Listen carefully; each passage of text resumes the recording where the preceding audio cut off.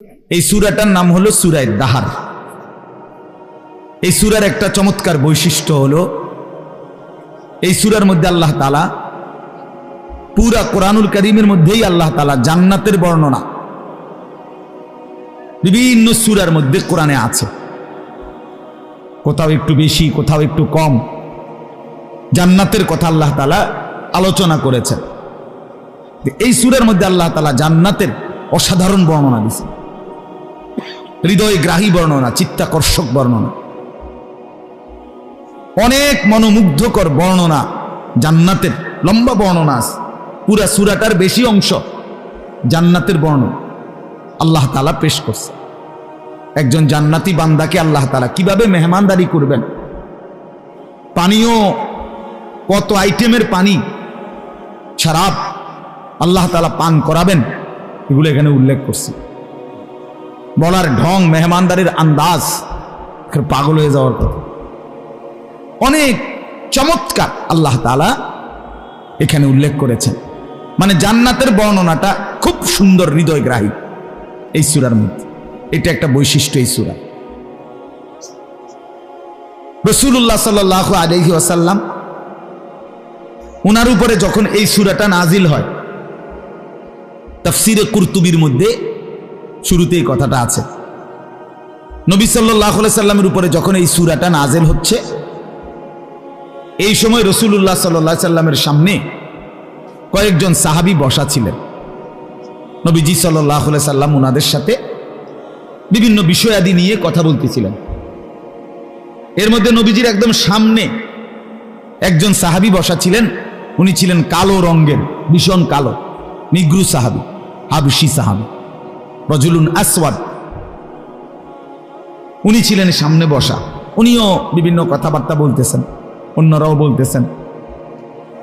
এই টাইমে, এই অবস্থায় আল্লাহ নবী সাল্লাল্লাহু আলাইহি সাল্লামের কাছে হযরত জিবরাইল আলাইহিস সালাম আগমন করলেন। রাসূলুল্লাহ সাল্লাল্লাহু আলাইহি সাল্লামের বৈশিষ্ট্য ছিল, নবী সাল্লাল্লাহু আলাইহি ওয়াসাল্লামের কাছে যখন জিবরাইল আসতেন ওহী নিয়া, এমনিতে নবী সাল্লাল্লাহু আলাইহি সাল্লাম এমনিতেই ছিলেন গোটা কায়নাতের সর্বশ্রেষ্ঠ সুন্দর। সুবহানাল্লাহ, আল্লাহর সৃষ্টির সবচেয়ে সুন্দর, পূর্ণাঙ্গ সুন্দর, সর্বোচ্চ সুন্দর ছিলেন নবীজি সাল্লাল্লাহু আলাইহি ওয়াসাল্লাম। আর যখন ওহী নাজিল হইতো, জিবরাইল কোরআন নাজিল করতেন, তখন এই সুন্দরতম চেহারা রাসূলুল্লাহ সাল্লাল্লাহু আলাইহি সাল্লামের চেহারার রং বদলে যেত। সাহাবায়ে কেরাম আল্লাহ নবী সাল্লাল্লাহু আলাইহি সাল্লামের চেহারা মোবারকের দিকে তাকাইয়েই বুঝতেন জিবরাইল আসছে। নবী সাল্লাল্লাহু আলাইহি সাল্লামের অসম্ভব সুন্দর চেহারা তখন আরো বেশি লাল হয়ে যেত। আমাদের বাংলাদেশের একজন বড় বুজুর্গ আছেন, বাংলাদেশের অসংখ্য আলেমের শায়েখ, ঢাকা ফরিদাবাদ মাদ্রাসার প্রধান মুফতি, বাংলাদেশের একজন শীর্ষ বুজুর্গ, আরিফ বিল্লাহ হযরত মাওলানা মুফতি আবু সাঈদ দামাত বারাকাতুহুমুল আলিয়া, চাঁদপুর এলাকায় হযরতের বাড়ি, নানুপুর সিলসিলার বড় বুজুর্গ তিনি। তো উনার বয়ানে আমি একদিন সরাসরি শুনছি, হুজুর বলছেন আল্লাহ তাআলা এই সৃষ্টির অর্ধেক সৌন্দর্য ইউসুফ আলাইহিস সালামকে দান করছে, আর বাকি অর্ধেক সৌন্দর্য আল্লাহ তাআলা গোটা সৃষ্টি জগৎকে দান করছেন। আর মুহাদ্দিসিনে কেরাম বলছেন, হুজুর বলছে যে আল্লাহ তাআলা অর্ধেক সৌন্দর্য ইউসুফকে দিলেন, আর অর্ধেক সৌন্দর্য বাকি সৃষ্টি জগৎকে দিলেন, আর সবটা সৌন্দর্য একা মুহাম্মদকে দিলেন সাল্লাল্লাহু আলাইহি ওয়াসাল্লাম। তিনি কেমন ছিলেন এক মিনিট ভাবেন, 30 সেকেন্ড কল্পনা করেন, প্রিয় নবী সাল্লাল্লাহু আলাইহি ওয়াসাল্লাম কেমন সুন্দর ছিলেন। সুবহানাল্লাহ। অসংখ্য সাহাবী নবী সাল্লাল্লাহু আলাইহি সাল্লামের সৌন্দর্যের বর্ণনা দিয়েছেন, মহিলা সাহাবীরা, পুরুষ সাহাবীরা, নবীজির স্ত্রীরা, অন্যরাও, যে যেমনে মহব্বতের শব্দ পাইছে এমনি বলছে, শব্দ হারায় ফেলছে সৌন্দর্য বলতে। কোন সাহাবী বলছে কান্না শামসা তাজরি ফি ওয়াজহিহি, যেন সূর্য নবীজির চেহারা মুবারকের মধ্যে হাসতো, ঘুরতো, ফিরত। কেউ বলছেন কাআন্নাহু কিতআতুম মিনাল কামার, নবী সাল্লাল্লাহু আলাইহি সাল্লামের চেহারা মুবারক যেন ছিল চাঁদের টুকরা, চাঁদের টুকরা। এইভাবে সাহাবায়ে কেরাম বর্ণনা দিছেন। আম্মা জান আয়েশা রাদিয়াল্লাহু তাআলা আনহা বর্ণনা দিছেন। তো আল্লাহ নবী সাল্লাল্লাহু আলাইহি ওয়াসাল্লামের এই অসম্ভব সুন্দর চেহারা যখন কোরআন নাজিল হতো আরো অনেক বেশি লাল হয়ে যেত। সাইয়্যিদুনা ওমর ইবনুল খাত্তাব ওমর রাদিয়াল্লাহু তাআলা আনহু তিনি বর্ণনা করেন, মনে হইতো যেন আনার, আনার তো চেনেন না, এই যে ভিতরে দানাগুলো সবুজ সবুজ যেগুলো, ঠিক না? কেমন? হ্যাঁ, মাশাআল্লাহ। তো এই আনার লাল দানা, তো হযরত ওমর রাদিয়াল্লাহু তাআলা আনহু বলতেন জিবরাইল যখন কোরআন নাজিল করত আল্লাহ নবী সাল্লাল্লাহু আলাইহি সাল্লামের চেহারা মোবারকের দিকে তাকাইলে মনে হইতো আনারের দানাগুলো চিপ্পা রসগুলো যেন সরদারে দু আলম নবী সাল্লাল্লাহু আলাইহি সাল্লামের চেহারা মোবারকে ঢেলে দেওয়া হয়েছে। এমন লাল হতো, এমন সুন্দর ছিল। তো আল্লাহ নবী সাল্লাল্লাহু আলাইহি সাল্লামের উপরে জিবরাইল আসলেন, কোরআন নাজিল করিলেন। সাহাবায়ে কেরাম নবীজির চেহারা মোবারকের দিকে দেখেই চুপ হয়ে গেছেন, বুঝছেন জিবরাইল কিছু নাজিল করতেছে। ওই যে ওই সময় যখন ওনার সামনে ওনারা বসা, আল্লাহ নবী সাল্লাল্লাহু আলাইহি সাল্লামের কাছ থেকে জিবরাইল নাজিল করে চলে গেলেন। ঠিক ওই সময় আল্লাহ নবী সাল্লাল্লাহু আলাইহি সাল্লামের উপর জিবরাইল কোরআনুল কারীমের এই সূরাটা 29 পারা 76 নম্বর সূরা, সূরায়ে নাম বলেন দাহার, আপনারা বলেন? হ্যাঁ, সূরায়ে দাহার। এই সূরাতুদ দাহার এটা রাসূলুল্লাহ সাল্লাল্লাহু আলাইহি সাল্লামের উপরে নাজিল করলেন। একটাবার কষ্ট করেন, একটাবার, আমি দুইবার আর অনুরোধ করতাম, একবার আপনারা 30 সেকেন্ড কষ্ট করে যদি একটু আগান, আর একজন ভাইও যদি আপনার সাথে বসতে পারে, আপনার একটু আগাইলে আপনি সওয়াব পাইবেন। ওই বেচারা পুরো বসাটার সওয়াব আপনি পাবেন, বিশ্বাস করেন। এই জন্য দয়া করে প্রত্যেকে আরেকজনের দিকে চাইয়েন না, চাই কে কে আগায়। আমি তো আগাইতাম না, বাকি হুজুরদের কথা কেউ শুনে কি না এটা আমি দেখি, এরকম না। প্রত্যেকেই নড়েন, জোয়ান বুড়া প্রত্যেকেই একটু নড়ে, এক বিগত হোক 1 ইঞ্চি হোক, আপনি একটু আগায়া বসেন, বরকত হবে বাপ। সবাই মিলে মহব্বতের সাথে একটু আগায়া বসেন। যেমন ভাই আপনারা পিছনে বসেন যারা দাঁড়ায় ছিল। মাশাআল্লাহ, মাশাআল্লাহ, আল্লাহ আপনাদেরকে বরকত দান করেন।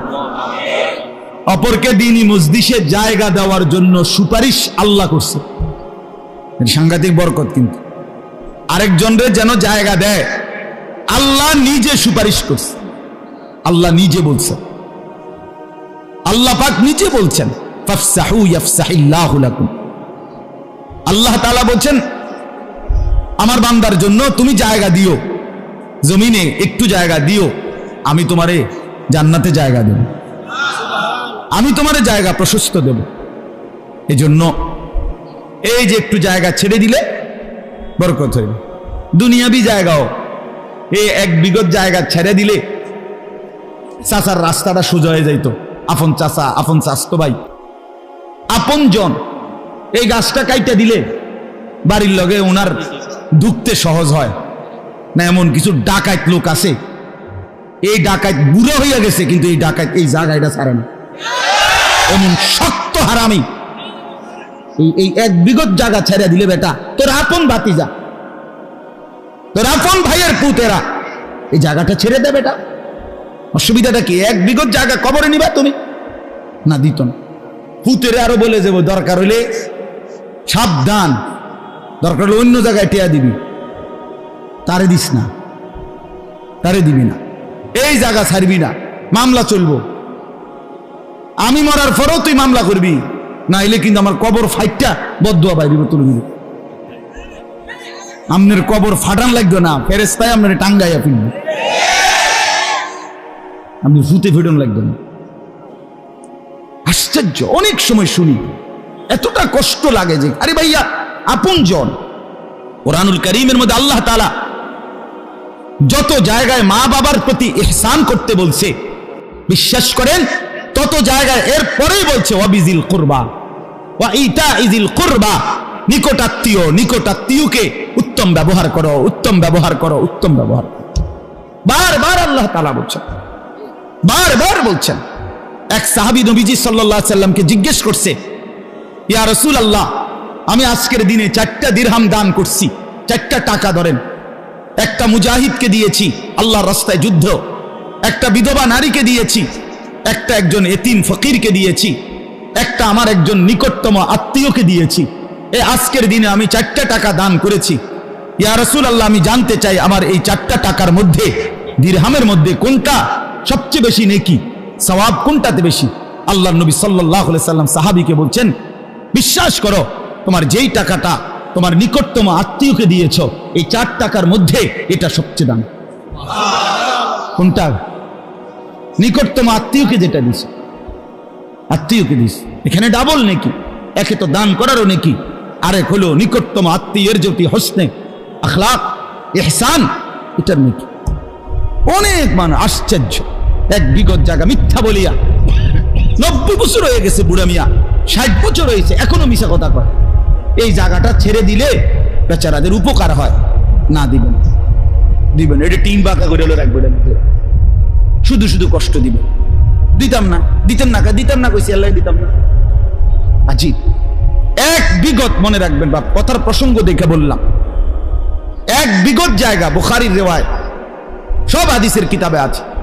রাসূলুল্লাহ সাল্লাল্লাহু আলাইহি সাল্লাম বলেছেন, এক বিগত জায়গা যদি কেউ অন্যায়ভাবে জুলুম করে কারো আটকাইয়া রাখে, মান আখাযা শিবরাম মিনাল আরদি যুলমান, এক বিগত জায়গা যদি কেউ জুলুম করে কারো আটকাইয়া রাখে, খোদার কসম আল্লাহ বলছে কিয়ামতের দিন ওই নাফরমানের গলায় 7 তবক জমিনের মাটি তার গলায় পেঁচায়া দেওয়া হবে। 7 তবক জমিনের মাটি কান্দে তুলে দেওয়া হবে। তখন বুঝবা, তখন টের পাবেন এই এক বিগত জায়গা জুলুম করে নিলেন, নিজের ছেলের জন্য মিথ্যা বললেন, নিজের বংশধরের জন্য মিথ্যা বলে এটুকু জায়গা নিয়ে নিলেন। কি দরকার ছিল? এটুকু জায়গা তো তারা নিজেরাও কিনতে পারত, অন্যভাবে ব্যবস্থাও তো হইতে পারত। এতগুলো জায়গা হালাল ছিল, এটুকু জায়গা হারাম মিশাইয়া পুরাটারই তো নাপাক বানায় দিল। পুরা দুধটাকেই তো 1 ফোঁটা পেশাব দিয়া শেষ করে দিল। কি লাভ ছিল? দুনিয়া ছেড়ে দেন, দুনিয়া ছেড়ে দিলে কিচ্ছু হয় না, দুনিয়া ছেড়ে দিলে কিচ্ছু হয় না। দুনিয়া একটু কম নিলে সমস্যা হয় না। মান আহাব্বা দুনিয়াহু আদাররা বিআখিরাতি ওয়া মান আহাব্বা আখিরাতাহু আদাররা বিদুনিয়া। রাসূলুল্লাহ সাল্লাল্লাহু আলাইহি সাল্লাম বলেন যে দুনিয়াকে ভালোবাসে তার আখিরাত ক্ষতিগ্রস্ত হয়, যারা আখিরাত ভালোবাসে তার দুনিয়া ক্ষতিগ্রস্ত হয়। ফাআসিরু মা ইয়াবকা আলা মা ইয়াফনা। অতএব উম্মত, আমার পরামর্শ, নবীজি বলছেন, আমার উম্মত তুমি যেটা স্থায়ী সেটাকেই প্রাধান্য দাও, যেটা অস্থায়ী তার উপরে তুমি সিদ্ধান্ত নাও কোনটা স্থায়ী। বলেন দুনিয়া না আখিরাত? তো সেটাকে প্রাধান্য দাও। এখন ছেড়ে দাও, ঠিক আছে দাও, ছেড়ে দিলে কি হয়েছে? আল্লাহ আমাদেরকে মাফ করে দেন, আল্লাহ আমাদেরকে বুঝ দান করেন। তো আমার বাপ রাসূলুল্লাহ সাল্লাল্লাহু আলাইহি ওয়াসাল্লামের উপরে জিবরাইল এই সূরাটা ওই সময় ওই মুহূর্তে নাজিল করলেন। আল্লাহ নবী সাল্লাল্লাহু আলাইহি ওয়াসাল্লাম সাহাবায়ে কেরামের সামনে সূরাটি তেলাওয়াত করলেন। সূরাটি তেলাওয়াত করার পরে আল্লাহ নবী সাল্লাল্লাহু আলাইহি ওয়াসাল্লাম যখন সাহাবীদের সামনে শুনাইলেন, ওই যে বললাম প্রথমে যে এই সূরার মধ্যে জান্নাতের বর্ণনা অসাধারণ। জান্নাতে আল্লাহ তাআলা কিভাবে মেহমানদারি করবেন, আপ্যায়ন করবেন, কোন কোন আইটেমের শরাব পান করাবেন জান্নাতি বান্দাকে, এর একটা লম্বা সুন্দর বিস্তারিত চমৎকার বর্ণনা আল্লাহ তাআলা এই সূরার মধ্যে পেশ করেছেন। তো এই সূরাটা যখন এই সময় নবীজির সামনে নবীজি পড়লেন এই সাহাবীদের সামনে, ওই যে সামনে যেই কালো সাহাবীটা ছিল, হাবশি, সাদা সিধা মানুষ, এমন কোনো আলোচিত উল্লেখযোগ্য কোনো সাহাবী না, আল্লাহ নবীর মহব্বতের সাহাবী এতটুকুই, তেমন কোনো উল্লেখযোগ্য কেউ না। কিন্তু ইনি এই সময়ে আল্লাহ নবী সাল্লাল্লাহু আলাইহি সাল্লামের জবান থেকে এই সূরাটা শুনে জান্নাতের এই হৃদয় গ্রাহী বর্ণনা শুইনা জান্নাতের আকাঙ্ক্ষায় একটা চিৎকার মারছে, ওইখানেই ইন্তেকাল করে দুনিয়া থেকে বিদায় নিয়েছে। রাসূলুল্লাহ সাল্লাল্লাহু আলাইহি সাল্লাম সাহাবীদেরকে লক্ষ্য করে বললেন, লাকাদ আখরাজা নাফসা সাহিবিকুম আশ-শাওকু ইলাল জান্নাহ। শোনো, তোমাদের সাথী, তোমাদের এই বন্ধু জান্নাতের প্রচন্ড শখ আগ্রহে জীবন দিয়ে দিল। আমার বাপ, এই ছিল মুমিনের সিফাত, সাহাবায়ে কেরামের সিফাত। সাহাবায়ে কেরামের সিফাত এটা আখলাক, যারা 24 ঘন্টা কলিজার ভিতরে জান্নাতের প্রচন্ড আকাঙ্ক্ষা করতেন। ওয়ালাকিন্নাল্লাহা হাব্বাবা ইলাইকুমুল ঈমান ওয়া যায়্যানাহু ফি কুলুবিকুম ওয়া কাররাহা ইলাইকুমুল কুফরা ওয়াল ফুসুকা ওয়াল ইসয়ান উলাইকা হুমুর রাশিদুন। আল্লাহ তাআলা বলেন, আমি আমার রাসূলের প্রতিটা সাহাবীর কলিজার ভিতরে ঈমান সবচেয়ে প্রিয় বানিয়ে দিয়েছি। ওয়া যায়্যানাহু ফি কুলুবিকুম, সমস্ত সাহাবীদের দিলের মধ্যে ঈমান, ইসলাম, আখিরাত, পরকাল সুন্দর করে আমি আল্লাহ কলিজার মধ্যে সাজায়া দিছি, সাজায়া দিছি। এজন্য সাহাবায়ে কেরামের জিন্দেগি সবচেয়ে বড় তামান্না ছিল জান্নাতের আগ্রহ, জীবন দেওয়া আল্লাহর জন্য, আখিরাতের আশায়, জান্নাতের আশায়। এটা আমাদের সিফাত। আমার বাপ, আমরা মুসলমান, এখানে আমরা যারা বসছি নওজোয়ান ভাই, তোমরাও আমার দোস্ত, প্রতিটা ছেলে তোমাদেরকে বলি, বন্ধু তুমি মুসলমান, এটাই আমাদের মূল পরিচয়। আর আল্লাহ তাআলা জান্নাত বানাইছেন মুমিনের জন্য, আল্লাহ তাআলা জান্নাত বানাইছেন মুত্তাকির জন্য, আল্লাহ তাআলা জান্নাত বানাইছেন ঈমানদারের জন্য। কোন বেঈমান, কোন হিন্দু, কোন বৌদ্ধ, কোন ইহুদি, কোন খ্রিস্টান, কোন নাস্তিক, কোন মুরতাদ, পৃথিবীর সমস্ত ভালো কাজ, গোটা পৃথিবীর সমস্ত ভালো কাজও যদি করে, ঈমান না থাকার কারণে আল্লাহর কসম আখিরাতে এক বিন্দু বিনিময় পাবে না। ফালা নুকিমু লাহুম ইয়াউমাল কিয়ামাতি ওয়াজনা। কোরআনে আল্লাহ বলছেন, ওই সমস্ত দুনিয়াবি, ওই ব্যাখ্যাবাদ, ওই সাম্প্রদায়িক অসাম্প্রদায়িক ইতান কইয়া লাভ নেই, যেটা মালিক বলছে এটাই কথা। আমনে এটা অমুকের গায়ে লাগবে, অমুকে ব্যথিত হবে, থরে বেটা ব্যথিত হবে না আনন্দিত হবে, এটা দেখার বিষয় না। আমার মালিকের কথা আমি বলবো, এটাই মূল কথা। আমার আল্লাহ বলছেন, মান ইয়াবতাগি গায়রাল ইসলামি দীনান ফালান ইউকবালা মিনহু। খালাস, ইসলাম ব্যতীত অন্য কিছু গ্রহণ করবা, আমি আল্লাহ কোন দিন এটা নেব না। ফালান ইউকবালা মিনহু ওয়া হুয়া ফিল আখিরাতি মিনাল খাসিরিন। সে আখিরাতে নিশ্চিত ক্ষতিগ্রস্ত। এজন্য বাপ আমার, আল্লাহ তাআলা মুসলমানের জন্য, মুমিনের জন্য জান্নাত বানাইছেন। আ'দাততু লিইবাদিয়াস সালিহিন, আমার নেককার বান্দাদের জন্য আমি জান্নাত বানিয়েছি। উইদ্দাত লিল মুত্তাকিন, আল্লাহ তাআলা বলেন, ভাইয়া জায়গা ঠিক করতে করতে আমার ওয়াজ শেষ, টাইম শেষ। উইদ্দাত লিল মুত্তাকিন, মুত্তাকিদের জন্য জান্নাত বানানো হয়েছে। আল্লাহ তাআলা বলছেন, কাদ আফলাহাল মুমিনুন, সমস্ত ঈমানদার সফল হয়ে গেছে। আল্লাহ বলে, কি সফল?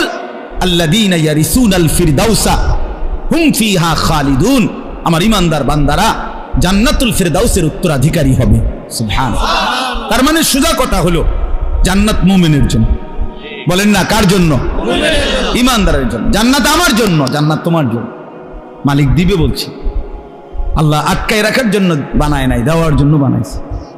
আল্লাহ তাআলা ভীষণ ভাবে চায়, বান্দা আমি তোমার জান্নাত দিতে চাই, আমার একটা বান্দারেও জাহান্নাম দিতে চাই না। বান্দা একজনকেও। নাব্বি ইবাদি আন্নী আনাল গফুরুর রহিম। আল্লাহ বলছে, বন্ধু ওদেরকে বলেন, আপনি আমার প্রতিটা বান্দাকে বলে দেন, শোনো আমি আল্লাহ খুব বেশি দয়াশীল, ক্ষমাশীল, আমি গফুর, আমি রহিম। আমি 90 বছরের নাফরমানও যদি আমি আল্লাহর কাছে ঈমান নিয়ে পেছনের গুনাহ ছেড়ে দিয়ে আর করবে না ওয়াদা দিয়ে এক ফোঁটা চোখের পানি ফেলে আমি আল্লাহরে ডাক দেয়, বন্ধু আমি ওয়াদা দিলাম 90 বছরের গুনাহ আমি একসাথে মাফ করে দেব।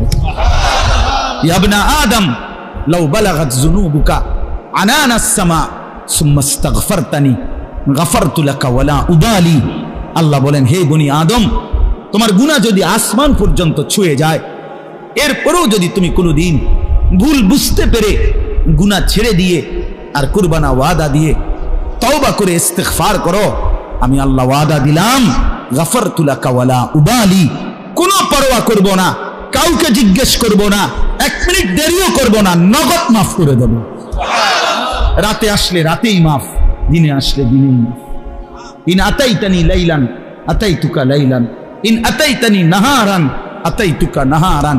আল্লাহ বলে বান্দা যদি রাতে আসো আমি রাতেই আসব, যদি দিনে আসো দিনেই আসবো। তুমি গুনাহ নিয়ে তওবা করবা রাত গভীরে, আমি রহমত আর মাগফিরাত নিয়েও আসবো রাত গভীরে। সুবহানাল্লাহ। এমন মালিককে নারাজ না করা, এমন মেহেরবান মাওলাকে নারাজ না করা। বাপ মা গাররাকা বিরাব্বিকাল কারীম। আল্লাহ তাআলা ডাক দিয়ে বলছে, আমার বান্দা, এই মানুষ, আমি তোরে বানাইছি রে, তুই জানো না বান্দা, আমি তোকে বানিয়েছি, আমি তোকে বানিয়েছি। কে তোরে আমার থেকে ভুলায় দিল? এমন দয়ালু মেহেরবান মাওলা আর কাকে পাবি বান্দা আমার থেকে? মা গাররাক, কে তোকে ধোকা দিল? হায় যুবক, কেন সেজদা দিলা না, কেন নামাজ পড়লাম? এমন মেহেরবান মালিক আর কই পাইবা বাপ? এমন দয়ালু মালিক কই পাইবা? কতদিন ধরে নামাজ পড়ো না, কতদিন ধরে নামাজ পড়ো না, কতদিন ধরে? খোদার 365 দিনে কোনো দিন যে ছেলেরা তোমরা কোনো দিন যারা ফজরের নামাজ পড়ো না, হায় মুসলমান, তুমি এত বড় পাষাণ কেমনে হইলা? তুমি এত বড় শক্ত বেঈমান কেমনে হইলা? কোন মার ঘরে জন্ম নিলা? কোন মায়ের দুধ খাইলা? 365 দিনে একটা বছরে কোনো দিন ফজরের নামাজ পড়লা না যুবক? আরে বেটা, তুই মানুষের বাচ্চা হইলি কেমনে? তুই তো মানুষের বাচ্চা না, তুই তো জানোয়ার বেটা, তুই হাইওয়ান বেটা, চতুষ্পদ জন্তু বেটা। একটা সেজদা দেয় নাই ইবলিস। আল্লাহ তাআলা পরবর্তী মিনিট থেকে বললেন, বেঈমান, সেজদা দিলি না, আজকের থেকে তুই শয়তান। বলেন, হুজুরদেরকে জিজ্ঞেস করেন, এর আগের দিন কি তাকে শয়তান বলতো? আজকের থেকে শয়তান তুই। ফাখরুজ ফাইন্নাকা রাজিম। আল্লাহ বলছে, সেজদা দিলি না বেঈমান, বের হয়ে এখান থেকে, আজকের থেকে তুই অভিশপ্ত। ওয়া ইন্না আলাইকাল লানাতা ইলা ইয়াউমিদ্দিন। আল্লাহ বলছে, ইবলিস, সেজদা দিলি না, মনে রাখিস আজকের থেকে নিয়ে কিয়ামত দিবস পর্যন্ত তোর উপরে আমি আল্লাহর লানত, লানত, লানত। এই বেনামাজি, তোর উপরে খোদার গজব, তোর উপরে আল্লাহর লানত। মালিকের লানত তুই মাজবি না বন্ধু, মনে রাখিস। আমার ছেলেরা মনে রাখো, কুলু ওয়া তামাত্তাউ কালিলান ইন্নাকুম মুজরিমুন।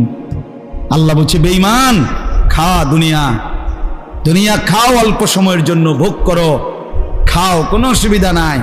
ভাত তরকারি আমি খাওয়ামু, ঘুমাইতেও দিমু, পেশাব পায়খানাও খাইবা করবা, বউ বাচ্চাও হইব, বাচ্চা কাচ্চাও হইব, ইডিও অসুবিধা হইতো না।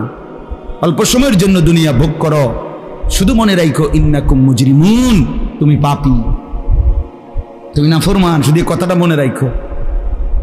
সকাল 8টা বাজে নাফরমান নাস্তা খাইতে বসলি তো আল্লাহ তাআলা ডাক দিয়ে বলে, বেঈমান, খা নাস্তা, কোনো অসুবিধা নাই, খা, শুধু মনে রাখিস ফজরের নামাজ পড়স নাই, পরে হবে কথা, এখন ভাত খা। রাতের 10টা বাজে খাইতে বসলি, আল্লাহ ডাক দিয়ে বলে, বেঈমান, ঠিক আছে খা। না ভাইয়া, না না না, কিচ্ছু লাগবে না, নেন, এটা ডিস্টার্ব করো না ভাই, খাও, এখন খাও। আল্লাহ বলে, বান্দা খাও, কুলু ওয়া তামাত্তাউ কালিলান, অল্প সময়ের জন্য খাও, কোনো অসুবিধা নাই, শুধু মনে রাখবা ইন্নাকুম মুজরিমুন, তুমি পাপী, এশার নামাজ পড়ো নাই, শুধু এই কদ্দুর কথা মনে রাখো।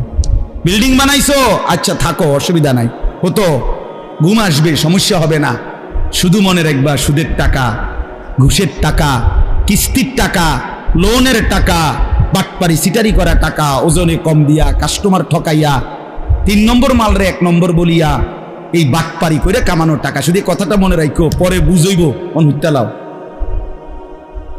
আল্লাহ বলে, এখন খাও, দুনিয়া ভোগ করতে দেয়। ছেলেরা বাপ, দুনিয়া খাইতেছো, পড়তেছো, ঘুমাইতেছো বলে মনে করো না তুমি তোমারে কেউ দেখে না, কেউ কিছু হিসাব রাখে না, কেউ কিছু বলে না। না না, আল্লাহ নিজে কোরআনে বলছেন দুনিয়া কিছু সময়ের জন্য খাও, ভোগ করো, শুধু মনে রেখো তুমি পাপী। দুনিয়া বান্দা খাইতে পারো, কোনো অসুবিধা নাই, আমি আটকাবো না। আরে বান্দা তোরে আটকাবো কেন?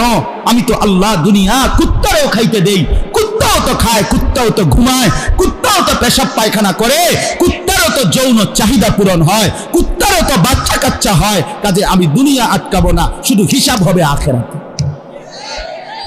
ওয়াইলুন ইয়াউমাইদিল লিল মুকাদ্দিবিন। আল্লাহ বলেন বান্দা মিথ্যাবাদী, নাফরমান, পাপী, মনে রেখো সেদিন তোমাদের জন্য রয়েছে আযাব।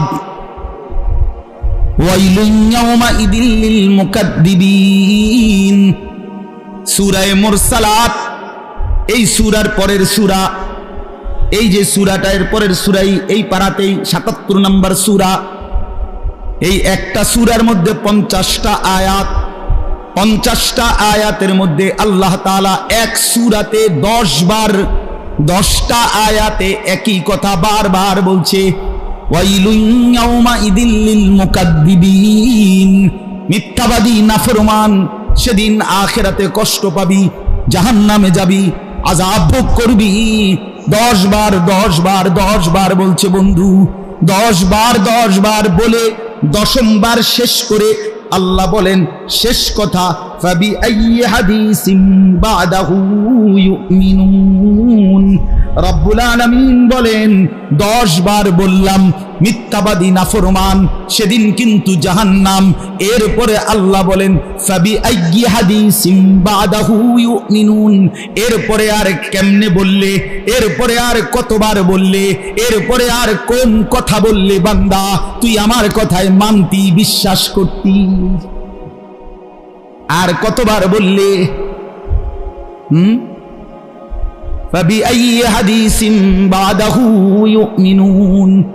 আল্লাহ বলে 23 বছরে বান্দা 30 পারা কোরআন নাজিল করলাম,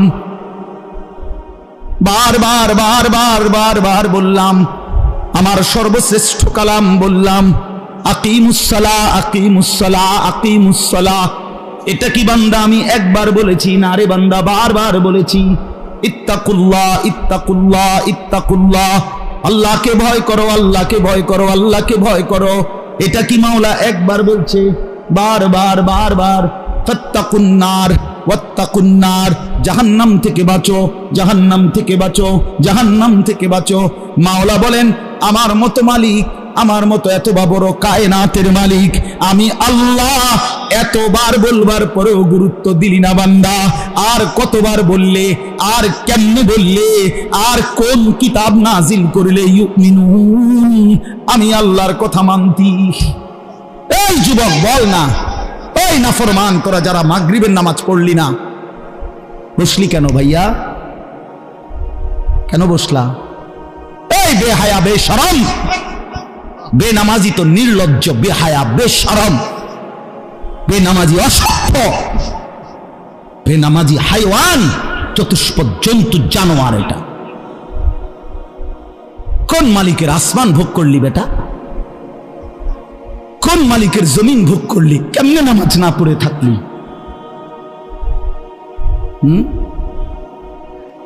মনে রাখেন, মা সালাকাকুম ফি সাকার। হাসরের ময়দানে জাহান্নামীর চিৎকার শুনে ফেরেশতা জিজ্ঞাসা করবে, বেঈমান জাহান্নামে কেন আসলি? কেন আসলি? ক্বালু লাম নাকু মিনাল মুসাল্লিন। জাহান্নামী বলবে, বন্ধু আমি নামাজি ছিলাম না, আমি সেজদা দিতাম না, লাম নাকু মিনাল মুসাল্লিন, নামাজ পড়তাম না, এই জন্য আজকে জাহান্নামী হলাম। হ্যাঁ আমার ভাই, আমার বন্ধু, আমার নওজোয়ান সাথী, বদলে যাও, বদলাও, বদলাও। সারাদিন নারী, ছবি, অশ্লীল দৃশ্য, মোবাইলের এই ব্যস্ততা ছেড়ে দাও ভাইয়া। এটা কোনো জীবন না বন্ধু আমার। সারা রাত উলঙ্গ ছবি দেখা, নর্তকী দেখা, জিনা ব্যভিচারের দৃশ্য দেখা, কেমন জিন্দেগি, কেমন জিন্দেগি। এক ওয়াক্ত নামাজ পড়তে মন চায় না। এ কি মানুষ এটা? এ কোন মুসলমানের বাচ্চা? ওই দুনিয়া আসলো কেন? এই জন্য ভাই আমার, বন্ধু আমার, অনুরোধ করলাম, আমি আসলে ধারাবাহিক সুন্দর করে গুছাইয়া বলার মতো বক্তা না, পারি না। খুব তাত্ত্বিক সুন্দর করে বিস্তারিত ব্যাখ্যা করে বুঝাইয়া বলার মতো কোনো যোগ্যতাই আমার নাই। কিন্তু আমি এক ফেরিওয়ালার মতো চিল্লাই শুধু এই কথাটা, যে কেন নওজোয়ান নষ্ট হয়ে যায় না? এতগুলো ছেলে মাশাআল্লাহ, দেখেন কি পরিমাণ নওজোয়ান, এরা আমাদের সন্তান, এরা আমাদের ভাই, আমার ছেলেরা। আমি একটা কথা বলি, যদি কোনো দিন দিল নরম না হয় তো কমপক্ষে আমার একটা অনুরোধ আছে, ফিলিস্তিনের মজলুম মুসলমানের রক্ত মাখা লাশ দেখো, কি পরিমাণ মুসলমানের রক্তে জমিন ভাসতেছে। এত বেশি পরিমাণ মজলুম মুসলমানের রক্তে যখন জমিন ভাসে, তখন তুমি মোবাইলে অশ্লীল ছবি, উলঙ্গ ছবি দেখে দিন শেষ করে দিচ্ছ। এটা মানায় না, এটা ইনসাফ হইতে পারে না বন্ধু। হায় মুসলমান, এটা ইনসাফ হইতে পারে। তোমরা যুবকরা যদি ফিরে না আসো ইসলামের দিকে, তোমরা নওজোয়ান যদি হিম্মত না করো, তো আল্লাহর দ্বীনের জন্য লড়বে কে? যে ইসলামের জন্য জীবন কোরবানি দেবে কে বন্ধু? এই জন্য আমি সমস্ত ছেলেকে বললাম, আজকের থেকে নিয়ত করো ভাই আমার। কোরআন শরীফে আছে, আল্লাহ তাআলা বলছে, কাল্লা ইজা বালাগাতিত তারাকি, নাফরমান পাপীর মৃত্যু যন্ত্রণা বড় কঠিন। আজরাইল নাফরমান পাপীর রুহু কলিজার থেকে এমন একটা টান দিয়া ছিঁড়া ফেলবে, তখন কণ্ঠনালীর কাছে এসে আটকায় যাবে। এরপরে আজরাইল কণ্ঠনালী থেকে নাফরমান পাপীর রুহুটা টাইনা হেসরাইয়া ছিঁড়া টুকরা টুকরা করে বাহির করবে। আল্লাহর কসম, নবীজি বলছেন।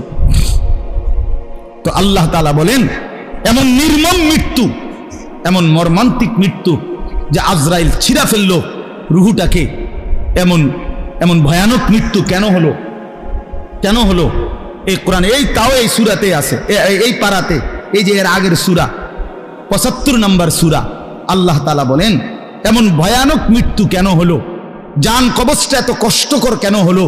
ফালা সাদ্দাকা ওয়ালা সাল্লা, কারণ হলো এই নাফরমান আমি আল্লাহকে বিশ্বাস করে নাই, ওয়ালা সাল্লা, এবং নামাজ আদায় করে নাই। বেনামাজি মনে রাখো, তোমার কলজা ছিঁড়া ফেলবে আজরাইল, তোমার কলজা ছিঁড়া লাগবে, একদম রূহ ছিঁড়া ফেলবে একদম, তুমি বুঝবা। ফালাউলা ইযা বালাগাতিল হুলকুম ওয়া আনতুম হিনাইযিন তানজুরুন ওয়া নাহনু আকরাবু ইলাইহি মিনকুম ওয়ালাকিন লা তুবসিরুন। হ্যাঁ, ছিঁড়া ফেলবে একদম। কোরআন শরীফে বহু জায়গায় কথা আছে, বহুভাবে আল্লাহ তাআলা বলছে বেনামাজির পরিণতি বড় ভয়ানক। এইখানে আছে, ওয়াইলুন ইয়াউমাইযিল লিল মুকাদ্দিবিন, মিথ্যাবাদীদের জন্য জাহান্নাম সেদিন। কেন? আল্লাহ বলেন, ওয়া ইযা কিলা লাকাউন, এদেরকে দুনিয়ায় বারবার বলা হতো নামাজ পড়তে, এরা নামাজ পড়তো না। একই কথা ঘুরে ঘুরে বলছে না, ঘুরে ঘুরে বলছে। ইয়াউমা ইউকশাফু আন সাকিন ওয়া ইউদআউনা ইলা সুজুদি ফালা ইস্তাতিউন। আল্লাহ তাআলা বলেন, হাসরের ময়দানে প্রত্যেককে একবারে টাকনু নিচ পর্যন্তই সারা শরীর বিবস্ত্র করা হবে, কারো শরীরে কোনো পোশাক থাকবে না। এই অবস্থায় আল্লাহর ফেরেশতা নাফরমান পাপীকে বলবে, ওয়া ইউদআউনা ইলা সুজুদ, আল্লাহ তাআলা বলবে, এই বেঈমান, দুনিয়ার হায়াতে মোট তোর এতগুলো সেজদা, এত হাজার সেজদা ছুটে গেছে, এখন দে, এখানে সেজদা দে। ফালা ইস্তাতিউন, আল্লাহ তাআলা বলেন, লক্ষবার চেষ্টা করেও বেঈমান আর একটা সেজদাও দিতে পারবে না। আজ তো কোমর বাঁকা হয়, আজ তো কোনুই ভাঙ্গায়, আজ তো হাঁটু ভাঙ্গে নামাজের জন্য, সেজদার জন্য। সেদিন আর ভাঙবে না। খাশিআতান আবসারুহুম তারহাকুহুম যিল্লাহ, আল্লাহ বলেন নাফরমান তখন চোখ নিচের দিকে তাকায়া পড়ে থাকবে, বেইজ্জতি আর লাঞ্ছনা আর অপমান তাকে ঘিরে ধরবে। আল্লাহ আমাদেরকে মাফ করে দেন। নওজোয়ান ছেলেরা নিয়ত করো ভাই, যাদের বয়স 10, 12, 15, 14, এখান থেকে নিয়া কমপক্ষে 30 বছর বয়সী যে সমস্ত নওজোয়ান ভাই, তোমরা ভাই আলাদা হাত উঠাইয়া নিয়ত করো ইনশাআল্লাহ 5 ওয়াক্ত নামাজ পড়বো। বয়স্ক না, সব মুরব্বী উড়ে লইতো না।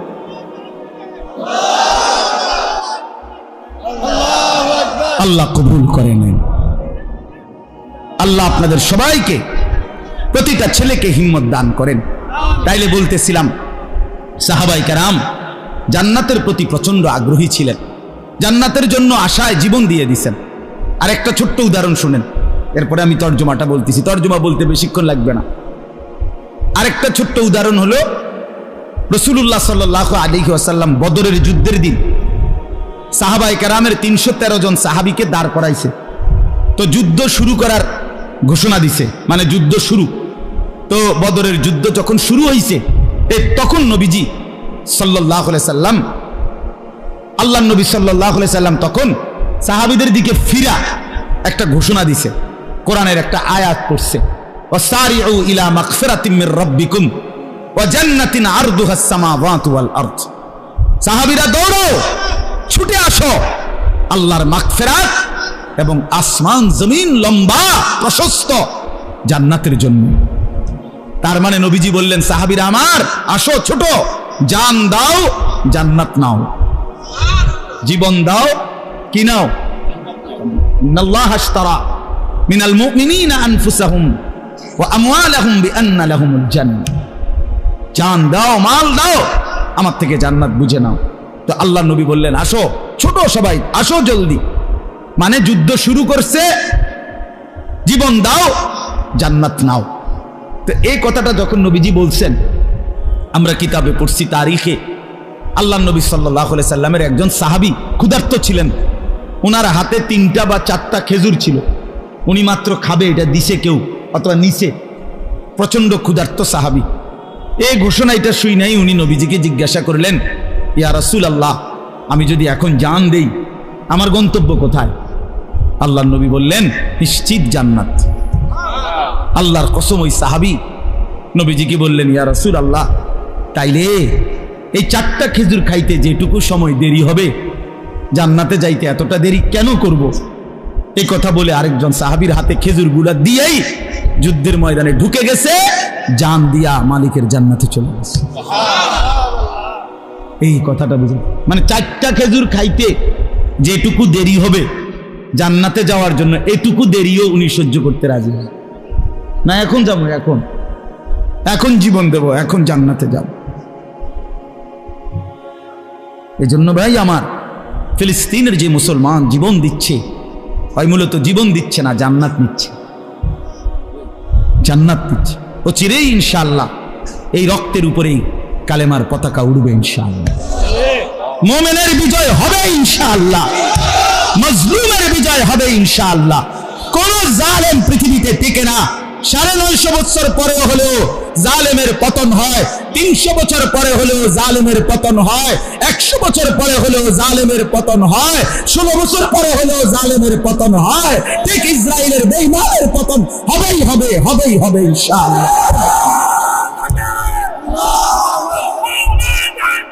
আল্লাহু আকবার, ইসলামের শত্রুরা হুঁশিয়ার সাবধান। 950 বছরের অবাধ্য কওমে নূহ ভাবে নাই ধ্বংস হবে, আল্লাহ ধ্বংস করে দিয়েছে। লূত আলাইহিস সালামের কওম ভাবে নাই ধ্বংস হবে, আল্লাহ ধ্বংস করে দিয়েছে। ফেরাউন কোনোদিন ভাবে নাই ধ্বংস হবে, আল্লাহ ধ্বংস করে দিয়েছে। সময়ের ব্যবধান, সবার বরবাদি ধ্বংস আল্লাহ একই টাইমে, এটা কোনো আল্লাহ পাক বলে নাই। প্রত্যেক জুলুমকারীর আপনার ধ্বংস আমি 20 বছরের ভিতরে করে এলাম, এটা কোনো কথা না। বুঝেন নাই আমার কথাটা? এই জন্য আমরা এই কথাটা আমি গুরুত্ব দিলাম আর কি। আমাদের প্রত্যেকের কলিজার ভিতরে, আমরা মুসলমান, আমরা মুমিন, আমাদের জন্যই জান্নাত, আমাদের দিলের মধ্যে যেন আখিরাত জান্নাতের আগ্রহ থাকে। আল্লাহ যেন আমাদের প্রত্যেকের দিলের মধ্যে জান্নাতের তামান্না দান করে। নবী সাল্লাল্লাহু আলাইহি সাল্লাম যে দোয়াগুলো করতেন তার মধ্যে এটাও একটা দোয়া নিয়মিত করতেন, আল্লাহুম্মা ইন্নী আসআলুকা রিদাকা ওয়াল জান্নাহ ওয়া আউযু বিকা মিন গাদাবিকা ওয়া মিনান নার। আল্লাহ আমি আপনার কাছে আপনার সন্তুষ্টি এবং জান্নাত চাই। এবং নবীজি বলতেন আল্লাহ আমি আপনার নিকট আপনার অসন্তুষ্টি এবং জাহান্নাম থেকে পানাহ চাই। তাহলে আমাদেরও জান্নাত চাওয়া উচিত, কথা বলেন না?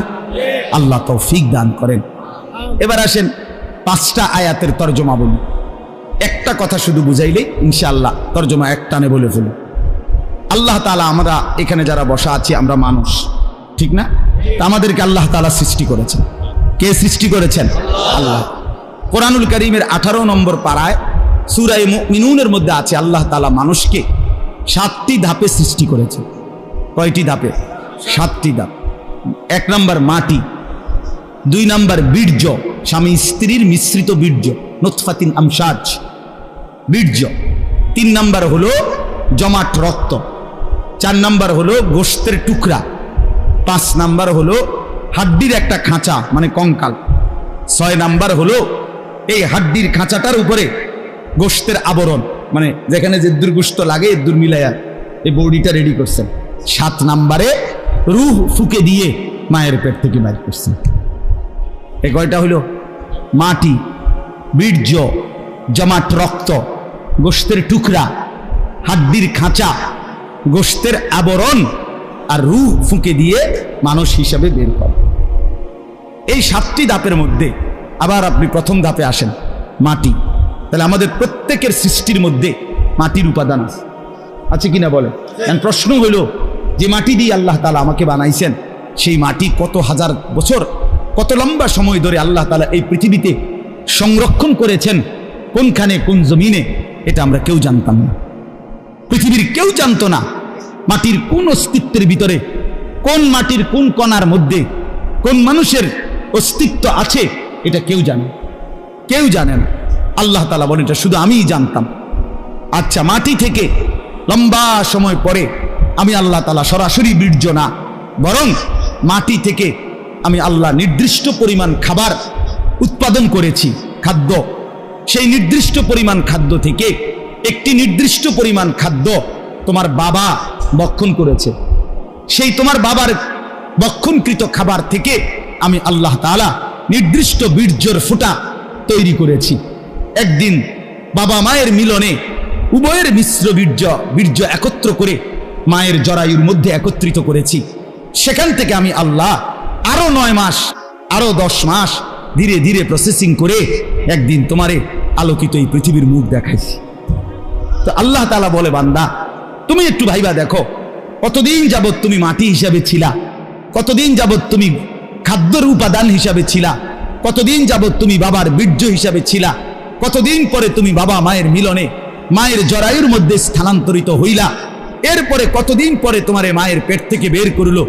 এই যে লম্বা সময় ধরে, যুগ যুগ ধরে আমি আল্লাহ তোমাকে ধীরে ধীরে ধীরে ধীরে ধীরে এই অবস্থায় আনছি। এই পূর্বের এই লম্বা সময়ে তোমার কোনো নাম, ঠিকানা, পরিচয়, তোমার নামে কোনো সিদ্ধান্ত, কাগজ কলম, কোনোখানে কোনো নথি কিছুই ছিল না। ছিল আল্লাহ বলেন, হাল আতা আলাল ইনসানে হিনুম মিনাদ দাহর লাম ইয়াকুন শাইআম মাযকুরা। বান্দা তোমার উপর দিয়ে লম্বা, এই দাহার শব্দের অর্থ যুগ, যুগের পর যুগ এমন গেছে যখন তোমার উল্লেখ করার মতো কোনো বস্তু তুমি ছিলা না, তোমার কোনো নাম ও নিশানা, পরিচয় বলতে কিছুই ছিল না। ছিল এখানে মাটিগুলোতে কার কার সৃষ্টির উপাদান আছে আপনারা কইতেন পারেন? কেউ জানি আমরা? কেউ জানি না। আল্লাহ তাআলা বলেন, ইন্না খালাকনাল ইনসানা মিন নুতফাতিন আমশাজ। এই দীর্ঘ সময় অতিক্রমের পরে একদিন আমি আল্লাহ স্বামী স্ত্রী উভয়ের মিশ্র বীর্য থেকে উভয়ের বীর্য একত্রিত করে মায়ের জরায়ুর মধ্যে রেখে আমি আল্লাহই মানুষকে সৃষ্টি করেছি। সুবহানাল্লাহ। এখন এই যে লম্বা সময় ধরে আমি আল্লাহ তোমারে আগলাইয়া রাখলাম, মাটি, খাদ্যের উপাদান, বীর্য, মায়ের জরায়ুতে স্থানান্তর, সেখান থেকে ধীরে ধীরে ধীরে ধীরে ধীরে 10 মাস পরে মায়ের পেট থেকে বের করলাম। এত লম্বা সময় লাগাইয়া তোমারে যত্ন কইরা তিল তিল করে আমি আল্লাহ এই পৃথিবীতে পাঠাইলাম। তুমি কি একটাবারও জানতে চাইলা না যে আমারে মালিক কেন পাঠাইলেন? কথা বুঝেন নাই? এতটুকু বিবেক তো থাকা উচিত যে হায় হায়, এত যত্ন করিয়া এত লম্বা সময় লাগাইয়া আমারে আল্লাহ কেন পাঠাইল, কেন আসলাম পৃথিবীতে, কেন আসলাম? এতটুকু বিবেক যদি কারো দিমাগে না থাকে, কারো বিবেকের মধ্যে এতটুকু যদি দিমাগ না থাকে, তো সে মানুষ কিসে? মানুষ কিসে? এতটুকু তো ভাবা উচিত। আল্লাহ তাআলা তো সেই মালিক যিনি কোন বললেই হয়ে যায়। এটা আপনারা জানেন না? কথা বলেন না? আল্লাহ যদি বলে কুন হও, তাইলেই তো কি হয়ে যায়। আরে না মিয়া, হাদিসের মধ্যে আছে নবী সাল্লাল্লাহু আলাইহি সাল্লাম বলছে আল্লাহ তাআলা কোনো কিছু বানাইতে চাইলে কুন এইটাও বলতে হয় না, বরং কুন বলতে গেলে দুইটা অক্ষর কাফ এবং নুন, মানে কাফ নুন পেশ কুন। তো নবী সাল্লাল্লাহু আলাইহি সাল্লাম বলছেন আল্লাহ তাআলার কোন সৃষ্টি মালিক বললে কুন, এ কাফ আর নুন এর মাঝখানে থাকতে থাকতে হয়েছে। বাইনাল কাফ ওয়ান নুন, কাফ এবং নুনের কি মাঝি দিয়ে, ওটা শেষ করণ লাগে না। তো যেই মালিক কুন বলতে হয় না, এর আগেই হয়ে যায়, সেই মালিক আমারে এতদিন লাগাইয়া বানাইলেন কেন? কথা বুঝেন নাই?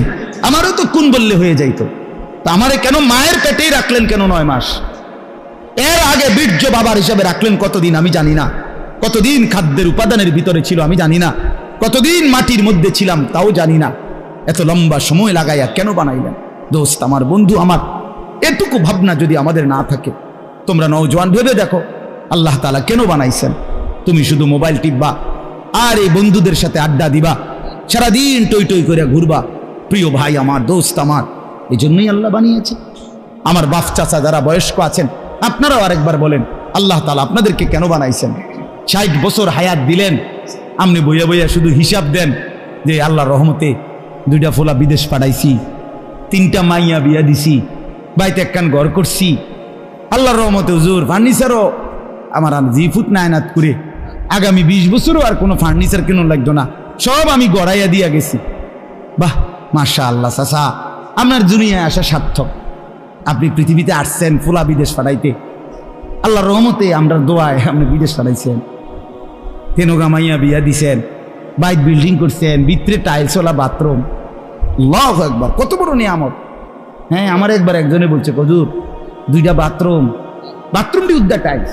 আল্লাহু আকবার। আমি বললাম আল্লাহু আকবার, চাচা কি কপাল আপনার পূর্বপুরুষের দোয়ার বরকতে আইসগা ভিতরে টাইলস, ভিতরে মুতে নামনে, এটার চাইতে বড় নিয়ামত কি?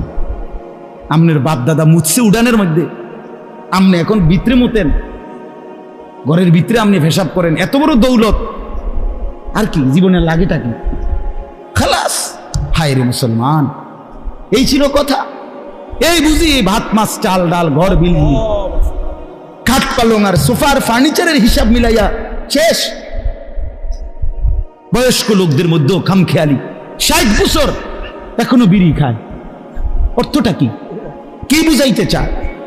আরে বুড়া মিয়া, 60 বছর বয়সে এখনো বিড়ি খান, আপনার লজ্জা হবে কোন দিন, শরম হবে কোন দিন, কবরের কথা মনে পড়বে কোন দিন? এখনো সাদওয়ানে রঙিন টেলিভিশনের মধ্যে আক করিয়া করিয়া রাক্ষসের মতো নাটক, সিনেমা, নর্তকীর নাচ দেখে। হায় হায়, এতক্ষণ তো ফোলা পান রে, কখনই ভাল লাগছিল। হ্যাঁ হ্যাঁ চাচা, এখন না চাচা কি গা তাইলো, এতক্ষণ তো ভালোই আছিল, ফোলা আনতে দুঃখ লাইছে কইয়া। ফোলা পাইন তো শুনছে এতক্ষণ, ওরা তো উঠছে না। আপনি কদ্দুর শুনে কথা বলেন না, এবার আপনি শুনেন। ছেলেরা তো এতক্ষণ কেউ উঠে যায় না যে আম করে এইভাবে দমকাইছে, কিন্তু ওরা উঠছে কেউ। এটা কোন কথা বলে? 60 বছর বয়সেও যার আখেরাত মনে পড়ে নাই, আফসুস আফসুস। কোরআন শরীফে আছে 40 বছর বয়সেই আল্লাহ বলছেন এবার দুনিয়া ভুলে যাও, আখেরাতের দিকে মনোযোগ। ওয়ালাম্মা বালাগা আশুদ্দাহু ওয়া বালাগা 40 সানা, 40 মানে 40। এরপরে দোয়া শুরু করো আখেরাতের, পরকালের। আল্লাহ তাআলা শিখাইছে। এই জন্য বাপ, আল্লাহ তাআলা বলেন, জি আমরা শেষ করে দিচ্ছি, এই এক্ষুনি শেষ করে দিচ্ছি। তো এখন আপনি বলেন যে আল্লাহ তাআলা বলেন, বান্দা তাহলে তোমারে আমি বলতে চাই, এত লম্বা সময় লাগিয়ে আমি তোমাকে বানিয়েছি ভাত মাছ আর চাল ডাল, আর এই দুনিয়া শুধু ভোগ করার জন্য না, বরং নাবতালিহি, আমি আল্লাহ তোমাদের প্রত্যেককে বানিয়েছি পরীক্ষা করার জন্য। কি করার জন্য? কেন বানিয়েছেন বলেন না বাপ? কেন বানিয়েছেন? সবাই বলেন, পরীক্ষা করার জন্য। লিয়াবলুয়াকুম, পরীক্ষা করার জন্য। লিনাবলুয়াহুম, পরীক্ষা করার জন্য। ওয়ালানাবলুয়ান্নাকুম, পরীক্ষা করার জন্য, ওয়ানাবলুকুম, ও পরীক্ষা করার জন্য। সবই কোরআনের শব্দ, সবগুলোর অর্থ একটাই, পরীক্ষা পরীক্ষা পরীক্ষা পরীক্ষা পরীক্ষা।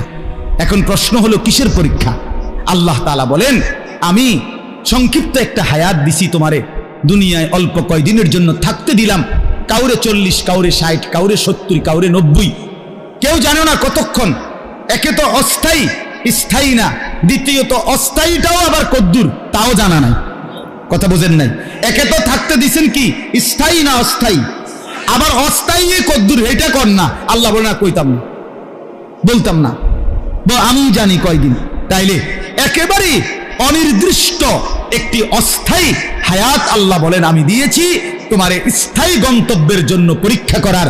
তুমি দেখতে চাই তুমি কি ওই স্থায়ী গন্তব্যে জান্নাতে যেতে চাও না জাহান্নামে যেতে চাও, এই পরীক্ষা করার জন্য।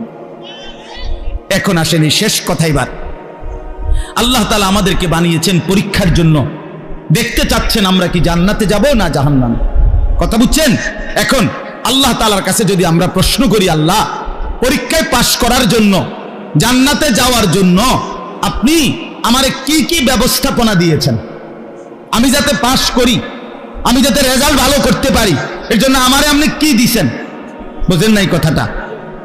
তো আল্লাহ তাআলা বলেন আমি 3টা জিনিস দিছি। 1 নাম্বার, ফাজআলনাহু সামিআম বাসীরা, আমি আল্লাহ তাআলা শুনবার জন্য কান দিলাম, দেখবার জন্য চোখ দিলাম। তাফসীরের মধ্যে আছে আল্লাহ তাআলা মিসাল হিসাবে 2টা বলছেন, উদ্দেশ্য পুরা শরীর।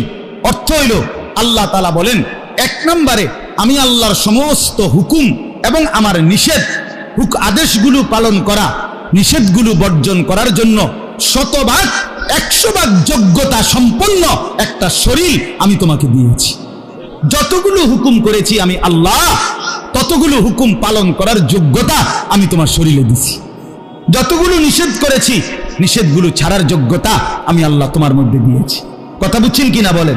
আপনি বলেন, আপনার শরীরে রুকু করার যোগ্যতা আছে তো, সেজদা করার যোগ্যতা আছে তো, রোজা রাখার যোগ্যতা আছে তো, জিকির করার যোগ্যতা আছে তো? আচ্ছা, একটা হুকুম এরকম নাই আল্লাহর কসম যে আল্লাহ তাআলা আমাদেরকে হুকুম দিছেন অথচ আমার শরীরে সেটা পালনের যোগ্যতা নাই, এমন কোনো বিধান নাই। এমন কোনো নিষেধ নাই যেটা আমি পারবো না অথচ আল্লাহ আমারে নিষেধ করছেন না, এমন না। ফিতরাতাল্লাহিল্লাতী ফাতারান নাসা আলাইহা, আল্লাহ বলেন আমি প্রত্যেক মানুষকে আমাকে মানার, দ্বীনকে মানার সৃষ্টিগত যোগ্যতা দিয়েই আমি তাকে বানিয়েছি। সুবহানাল্লাহ। অতএব 1 নম্বরে আল্লাহ তাআলা আল্লাহকে মানার পূর্ণ যোগ্যতা আমাদের শরীরের মধ্যে দিয়েছেন, বলেন আলহামদুলিল্লাহ। 2 নম্বরে 2 আর 3 একসাথে বলে দিয়েছেন, ইন্না হাদাইনাহুস সাবিলা, আল্লাহ তাআলা বলেন শুধু শরীর দিয়া ছাইরা দেই নাই, তোমারে জান্নাতের রাস্তা, উত্তীর্ণের রাস্তা, পরীক্ষার পাশ করার রাস্তা পুরোটা বিস্তারিত বলার জন্য, বুঝাইয়া দেওয়ার জন্য যুগে যুগে আমি আল্লাহ প্রথম জীবন নবী রাসূল এবং নবী রাসূলের পরে যুগে যুগে উলামায়ে কেরামের মাধ্যমে তোমারে বিস্তারিত বুঝাইয়া বলেছি। কথা বলেন না? তাহলে আল্লাহ তাআলা বলেন 1 নম্বর শরীরে আমাকে মানার যোগ্যতা দিছি, 2 নম্বরে বুঝাইয়া বলার জন্য নবী রাসূল এবং নবী রাসূলদের পরবর্তী উলামায়ে কেরাম দিয়েছি। 3 নম্বরে হলো বুঝবার জন্য আমার আসমানি কিতাব, হেদায়েতের গ্রন্থ দিয়েছি। এই শেষ। কয়টা হলো বলেন না? 1 নাম্বার না এখনই মানার যোগ্যতা দিয়েছি, বুঝায় বলার জন্য নবী রাসূল উলামা দিয়েছি, বুঝবার জন্য কিতাব দিয়েছি। এবার আল্লাহ বলেন আমি দেখতে চাই ইম্মা শাকিরা ওয়া ইম্মা কাফুরা, আল্লাহ বলেন এবার তুমি আমার অনুগত নাকি অবাধ্য, গ্রহণ করছো না বর্জন করছো। আমি সব ব্যবস্থাপনা দিয়েছি, এবার শুধু দেখবো তুমি আমারে মানো না অমান্য করো। আল্লাহ বলেন অমান্য করলে শাস্তি আছে, মান্য করলে পুরস্কার আছে। কাজেই আমার কথা শেষ ভাই, আমরা প্রত্যেকেই নিয়ত করে আজকের থেকে ফয়সালা করব আমরা জান্নাতে যেতে চাই, বলেন ইনশাআল্লাহ। আর জান্নাতের জন্য আল্লাহর বন্দেগী 100 পালন করব ইনশাআল্লাহ। গুনাহ ছেড়ে দেই, নাফরমানি ছেড়ে দেই। আল্লাহ তাআলা আমাদের সবাইকে তৌফিক দান করুন। পরিবর্তন শুরু হোক আজকের এশার নামাজ থেকে, ঠিক আছে না ইনশাআল্লাহ? এই জন্য নওজোয়ান ছেলেরা